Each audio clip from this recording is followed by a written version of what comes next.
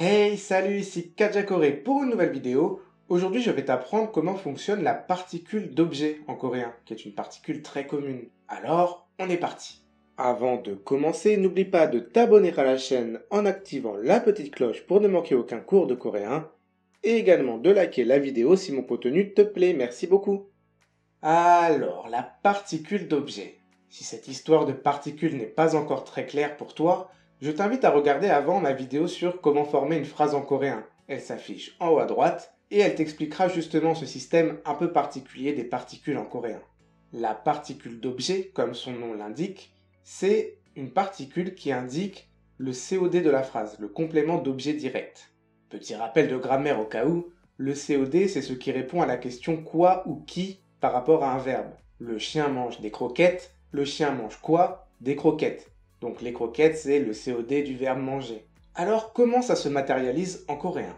Pour indiquer le COD dans une phrase coréenne, on va lui attacher une particule à la fin.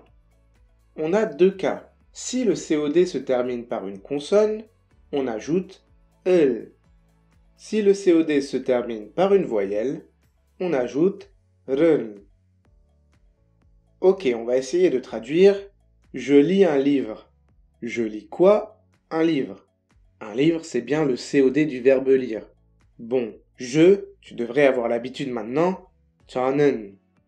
Le verbe lire en coréen, c'est 읽다. Quand on le conjugue au présent au style poli, si tu as suivi ma vidéo précédente sur la conjugaison du présent, tu sais que ça donne 읽어요. On met le verbe à la fin de la phrase comme d'habitude. Et au milieu, on a notre COD, le livre, qui se dit 책. Comme 책 se termine par une consonne et qu'il s'agit du COD du verbe, on y ajoute la particule 을.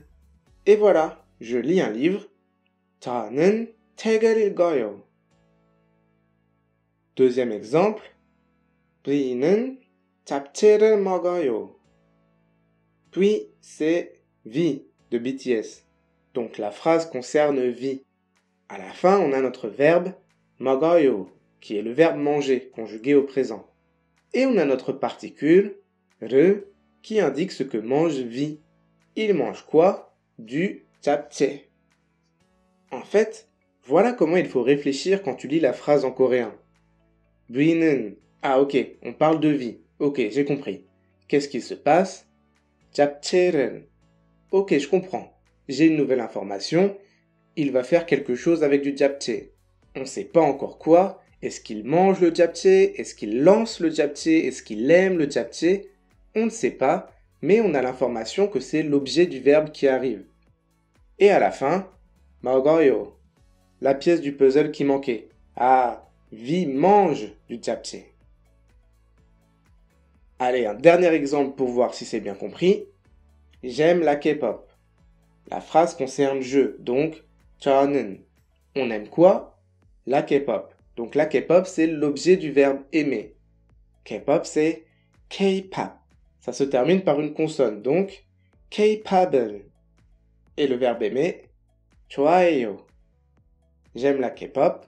저는 K-pop을 좋아해요. Dans la vie de tous les jours à l'oral, les Coréens ont tendance à retirer cette particule. Pourquoi? Parce que bien souvent, il n'y a aucune ambiguïté sur le sens de la phrase. Par exemple dans 잡채를 먹어요. Imaginons qu'on enlève la particule d'objet et on a juste 잡채 먹어요. On n'a pas de particule, donc on se dit mince, ça a quelle fonction grammaticale du coup ce japchae? Est-ce que c'est le thème? Est-ce que c'est l'objet? Est-ce que c'est un moyen? Est-ce que c'est un lieu? Est-ce que c'est un moment dans le temps? Est-ce que tu te poses vraiment la question sur qu'est-ce que peut bien être japchae par rapport au verbe manger? En fait, c'est assez évident que ça ne peut être qu'un COD. Du coup, dans ce genre de cas simple, les Coréens ne mettent pas la particule pour simplifier la phrase. Si tu as un doute, mets-la. Surtout au début de ton apprentissage, je te conseille de ne pas chercher à trop simplifier tes phrases.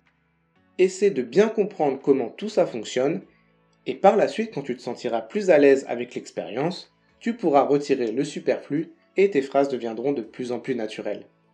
Voilà, j'espère que c'est clair. Sinon, pose tes questions en commentaire. N'hésite pas aussi à aller lire mon cours sur la particule d'objet qui se trouve sur le site kajakore.com. Il y a plein de cours gratuits pour apprendre le coréen depuis le niveau débutant, donc n'hésite pas à aller y jeter un œil. Voilà, cette vidéo est à présent terminée. Si elle t'a plu, n'hésite pas à la partager, à laisser un pouce en l'air et n'oublie pas de t'abonner. Quant à moi, je te dis à la prochaine pour une nouvelle vidéo. C'était Kajakore. Damebayo.